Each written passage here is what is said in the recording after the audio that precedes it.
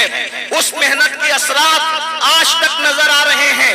اعلیٰ حضرت کے نام پر صرف بریلی والے یا بریلی کے گرد و نواح میں رہنے والے صرف پیار نہیں کرتے، جیسے ہم نے ہندوستان والوں کو اعلیٰ حضرت سے پیار کرتے دیکھا ہے، ویسے دنیا کے خطوں میں بھی گئے تو وہاں بھی امام احمد رضا سے محبت کرنے والوں کو دیکھا۔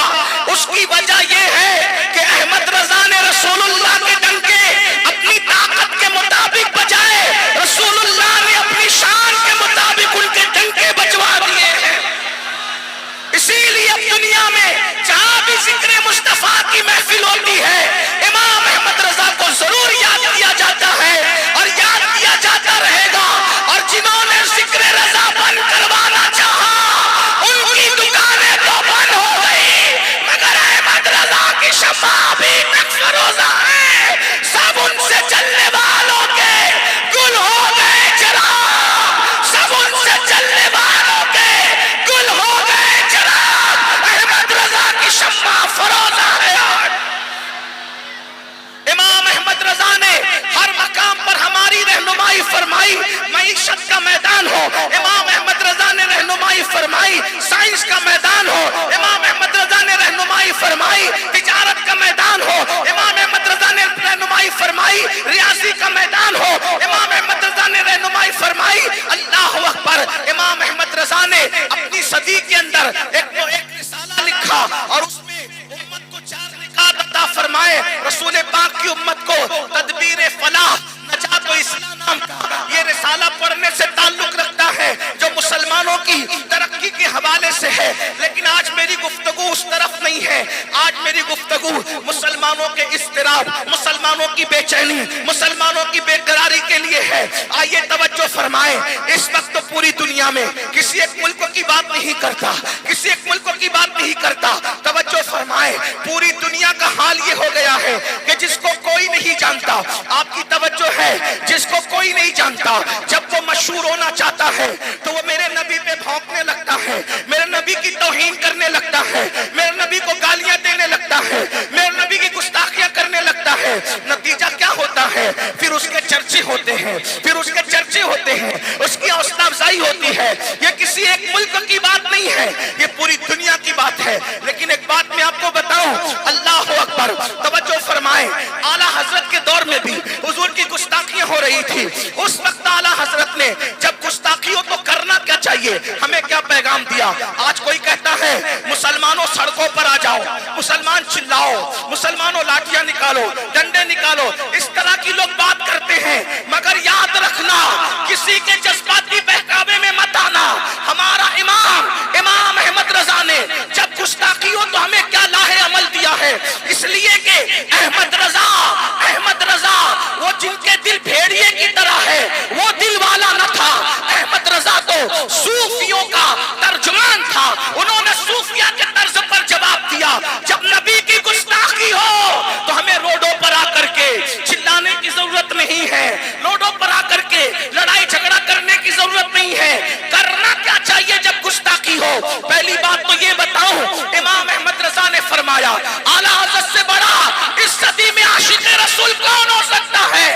جب ان کی صدی میں گستاخیاں ہو رہی تھی، امام سے پوچھا گیا فلاں نے گستاخی کی، جواب کیا ہے؟ تو امام نے بہت پیاری بات فرمائی، اسی پر میں بات مکمل کروں گا۔ اور یہاں سے جامعہ نوریہ باقر گنج، جس کے بانی حضور تاج الشریعہ بدر الطریقہ علامہ اختر رضا خان ظہری میاں ہے، اور اللہ اکبر اس کا بیج ڈالا ہے تاج الشریعہ نے اور اس کی آبیاری کی ہے برادر تاج الشریعہ حضور منانی میاں نے، تب جا کر کے یہ تناور درخت بنا ہے اور اس کے پھل اور پھول آپ علماء اور مفتیان کرام کی شکل میں دیکھ رہے ہیں۔ میں جامعہ نوریہ کے اساتذہ کو جانتا تو نہیں ہوں سب کو نام بنام، لیکن میں ان کو سلام کرتا ہوں، ان کی خدمات کو، کہ ان کی محنتوں کا بھی اس پر اثر ہے، تبھی تو باصلاحیت علماء اور فضلہ جو ہے یہاں پر آپ کے سامنے نظر آ رہے ہیں۔ عرض یہ کرنا چاہتا ہوں، یہ عرس رضا کے اسٹیج سے پوری دنیا کے مسلمانوں کو پیغام رضا ہے کہ جب گستاخی ہو تو کرنا کیا چاہیے۔ اعلیٰ حضرت نے الامن والعلا کے مقدمے میں اس کو لکھا، اور کیا خوبصورت بات لکھی۔ فرماتے ہیں جب حضور کی گستاخی ہو، نمبر ایک جب حضور کی گستاخی ہو تو پہلی بات اعلیٰ حضرت بیان کر رہے ہیں، توجہ فرماتے ہیں خوش عقیدہ مسلمان ان پر توجہ ہی کیوں دیتے ہیں؟ نمبر ایک، الحمد للہ کا مقدمہ پڑھ رہا ہوں، توجہ فرمائیں۔ جذبات کا شکار ہونے کی ضرورت نہیں ہے، لوگ یہی چاہتے ہیں کہ تم روڈوں پر آؤ اور تمہاری کلپیں بنے اور پھر دنیا کو بتایا جائے کہ تم دہشت گرد ہو۔ اعلیٰ حضرت فرما رہے خوش عقیدہ مسلمان گستاخوں پر توجہ ہی کیوں دیتے ہیں؟ آپ کو توجہ دینے کی ضرورت نہیں۔ مطلب کیا؟ آج کے تناظر میں کہوں، دور کے تناظر میں اگر گستاخی کی کلپ آ جائے تو تمہیں سننے کی بھی ضرورت نہیں ہے، مت سنو۔ جب سنو گے ہی نہیں تو دوسروں کو فارورڈ نہیں کرو گے، تو یہ کمرے کے نامرد کمرے ہی میں دفن ہو کر کے رہ جائیں گے۔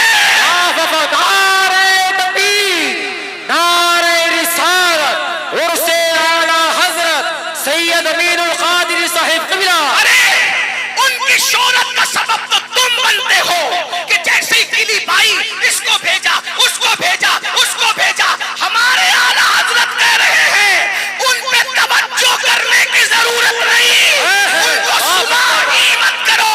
اور ایک بات کہوں، قاعدہ کلیہ کے طور پہ نہیں کہہ رہا ہوں، گالی دینے والوں کو جواب کے طور پہ کہہ رہا ہوں۔ پہلی بات، نبی کو کوئی یوں ہی گالی نہیں دیتا، نبی کو گالی صرف وہی دیتا ہے، نبی کو گالی صرف وہی دیتا ہے جس کا باپ ایک نہیں ہوتا۔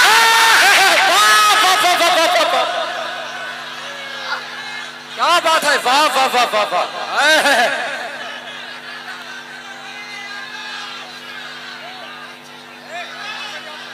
اب یہ جو بھی دنیا میں نبی کو گالی دے رہا ہے، چاہے کلمہ پڑھ کے دے رہا ہے، چاہے کلمے کا انکار کر کے دے رہا ہے، وہ نبی کا کچھ نہیں بگاڑتا، وہ تو بتاتا ہے کہ میں اپنے باپ کا نہیں بلکہ کسی اور کا۔ کیا بات ہے، اس لیے غیر حلالیوں کی یہ اوقات ہی نہیں ہے کہ عاشقان رسول ان پہ توجہ دے، ان پہ توجہ مت دو۔ نمبر ایک، توجہ مت دو ان پر۔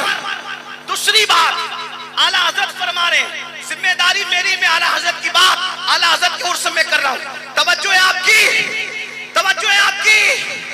پہلی بات، توجہ ان پہ مت دو، مت سنو، نہ ان کی تحریر پڑھو نہ ان کی تقریر سنو۔ اگر آ جائے تو ڈیلیٹ کر دو، کسی کو آگے فارورڈ کرنے کی ضرورت۔ بولو آج سے ایسا کرو گے، انہیں سنو گے، نبی کو جو گالی دے اس کی بات سنو گے نہیں۔ نمبر دو، اعلیٰ حضرت فرماتے ہیں گستاخ اگر سامنے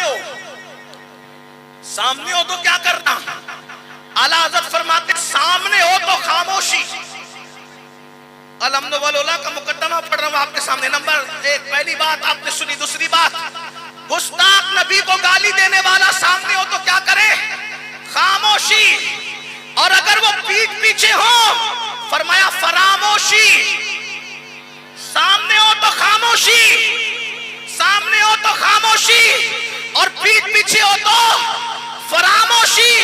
ارے گستاخ اس قابل ہی نہیں ہے کہ اس کے پیٹھ پیچھے ہم اس کا ذکر کریں، اس لیے کہ ہماری پاکیزہ زبان ہے۔ نبی کو گالی دینے والے نطفہ ناتحقیق کے لیے نہیں ہے۔ ہماری زبانوں کا حال تو یہ ہے، دہن میں زبان تمہارے لیے، بدن میں ہے جا تمہارے لیے، ہمارے یہاں تمہارے لیے، اٹھے بھی وہاں۔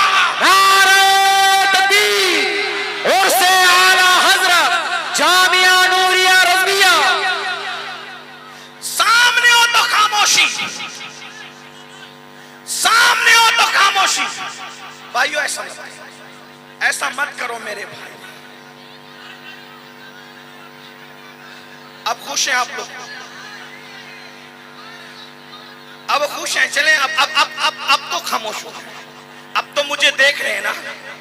ہاں ایک بار درود شریف پڑھیں سب مل کے. اللهم صل على سيدنا مولانا محمد وعلى آله الصلاة والسلام علیہ. کھلوائیں. آواز بڑھا دو سلمان بھائی, آواز بڑھا دو. حضرت کے مائک کی آواز بڑھا دو. تھوڑی دیر بولنا ہے, زیادہ نہیں بولنا ہے, تھوڑی دیر بولنا ہے. اسپیکر کی آواز نہیں آتی تو آپ لوگ بیٹھ جاؤ. تھوڑی دیر بیٹھ جائیں, تھوڑی دیر. ہاں سب درود شریف پڑھنے. آپ درود شریف پڑھنے کے لیے کہا بھائی سب درود شریف پڑھو.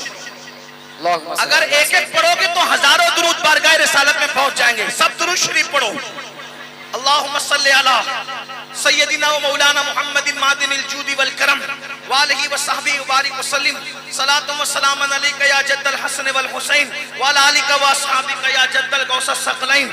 آئیے توجہ فرمائیں بھائیو. یہاں سے وہ مائک والا بھیا بولتا ہے یہاں سے تھوڑا سا مہربانی, بڑی مہربانی.